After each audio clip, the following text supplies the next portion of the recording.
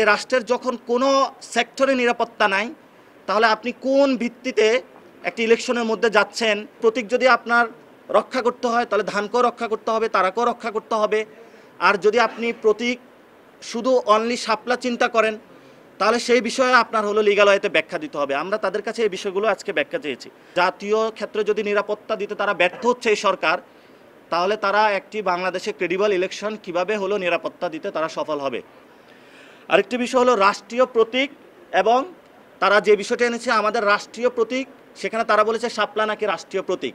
আমরা তাদেরকে বলেছি যে রাষ্ট্রীয় প্রতীক আসলে কি সেই বিষয়টি ব্যাখ্যা দেওয়ার জন্য শাপলাকে কেন তারা রাষ্ট্রীয় প্রতীক বলেছে, অথবা রাষ্ট্রীয় প্রতীক বলে শাপলাকে বলে কেন তারা এই ধোঁয়াশাটা সৃষ্টি করেছে। এই ধূম্রজাল সৃষ্টির মাধ্যমে তারা রাজনৈতিক অঙ্গনে নতুনভাবে একটা বিতর্কের সৃষ্টি করেছে এবং বলছে আপনারা সমাধান কল্পে আমরাও আপনাদেরকে ড্রাফটিংয়ে হেল্প করব, আপনারা একটা পলিসি গাইডলাইন করুন, যে গাইডলাইন অনুযায়ী অতীতে যারা প্রতীক পেয়েছে তারাও এই গাইডলাইনের অধীনে আসতে হবে।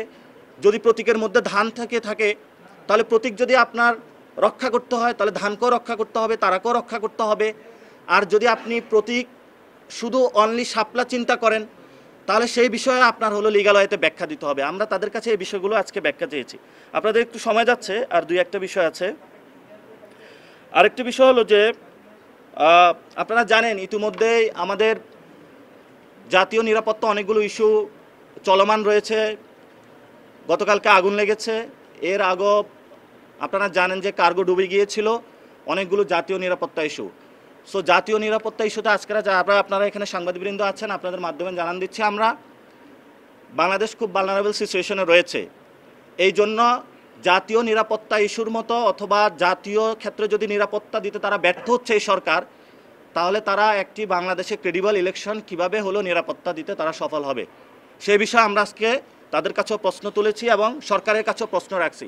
আপনি যদি ব্যবসায়ীদের গুদামের যে সম্পদ রয়েছে, তারা মাল নিয়েছে এয়ারপোর্টে, সেখানে যদি কেউ এসে তা জ্বালিয়ে দেয়, অথবা রাস্তার মধ্যে যারা আমাদের শিক্ষক সমাজ রয়েছেন তারা এখনও নিজেদের একটি চাকরির জন্য ঘোরাফেরা করছেন, তাদেরও কোনো নিরাপত্তা নাই।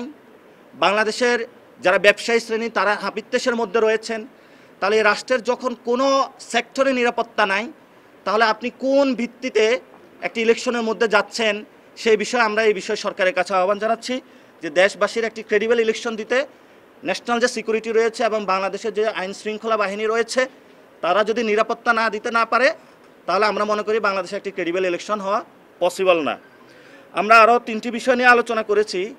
বর্তমানে যেটা ইন্ডিয়াতে হচ্ছে, 50 লক্ষ তারা ইন্ডিয়াতে মৃত ভোটার পেয়েছিল, কিন্তু আজকে আমরা নির্বাচন কমিশনে আলোচনা করেছি আমাদের 1.5 কোটি ভোটার রয়েছে যারা গস্ট ভোটার, এখানে মৃত ভোটার রয়েছে এবং এখানে যারা প্রবাসে চলে গিয়েছে ভোটার লিস্টে হয় না। এই 1.5 কোটি ভোটার তারা কি আওয়ামী লীগে দিবে নাকি বিএনপির প্রার্থী গিয়ে সেই ভোটগুলা সিল দিবে নাকি জামাত দিবে, এ বিষয়ে আমরা তাদের কাছে প্রশ্ন তুলেছি।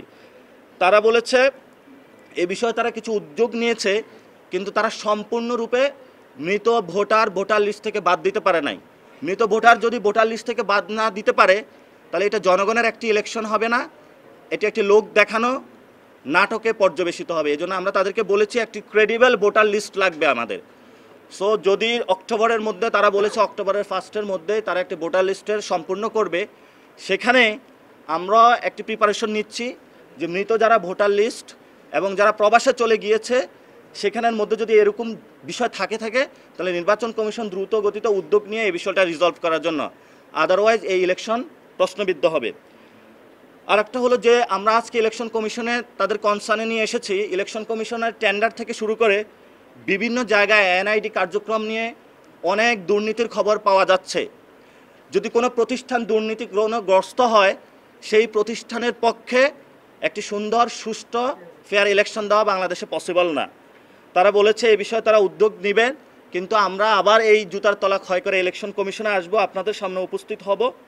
আরেকটি বিষয় হলো যারা প্রিজাইডিং অফিসার রয়েছে, ইলেকশন কমিশন অলরেডি তাদের নিয়োগগুলো চলছে, অ্যাসিস্ট্যান্ট প্রিজাইডিং অফিসার যারা রয়েছে সেখানে তারা নিয়োগ দিচ্ছে যারা টিচার থেকে, কিন্তু আমরা দেখেছি গত 15 বছরে অনেক স্কুল কলেজ বিভিন্ন জায়গায় যারা হেডমাস্টার হয়েছিল, বিভিন্ন কর্মকর্তা হয়েছিল, তারা আওয়ামী লীগের নিয়োগপ্রাপ্ত ছিল এবং সেখানে উইদাউট এনি মেরিট বেস পরীক্ষা ছাড়া তারা নিয়োগ হয়েছিল।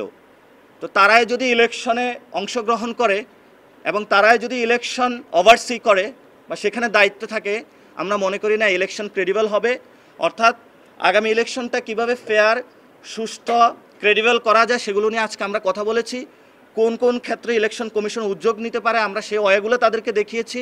আমরা চাই গণতান্ত্রিক পন্থার জন্য একটি সুষ্ঠু, সুন্দর, স্বাধীন ইলেকশন কমিশন গঠনের জন্য। আমরা শুধু শাপলার জন্য এই জায়গায় আসি নাই, আমরা একটি নতুন বাংলাদেশের নতুন ইসি বা স্বাধীন ইসি প্রতিষ্ঠার জন্য এখানে এসেছি।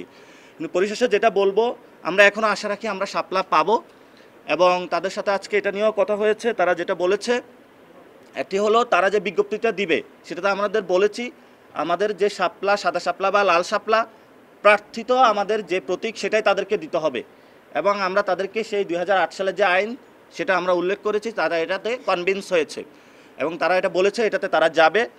সেকেন্ড বিষয় হলো যে তারা এই কথাই পর্যন্ত বলে না যে শাপলা দিবে না এবং চিফ ইলেকশন কমিশনার যে কয়েকদিন আগে বলেছিল যে তারা বাড়াতেও পারে প্রতীক অথবা কমাতেও পারে। তো আমরা তাদেরকে আজকে যে চিঠি সেটাতে বলে এসেছি শাপলাকে দ্রুত অ্যানলিস্ট করে শাপলা প্রতীকটা জনগণকে বুঝিয়ে দেওয়ার জন্য।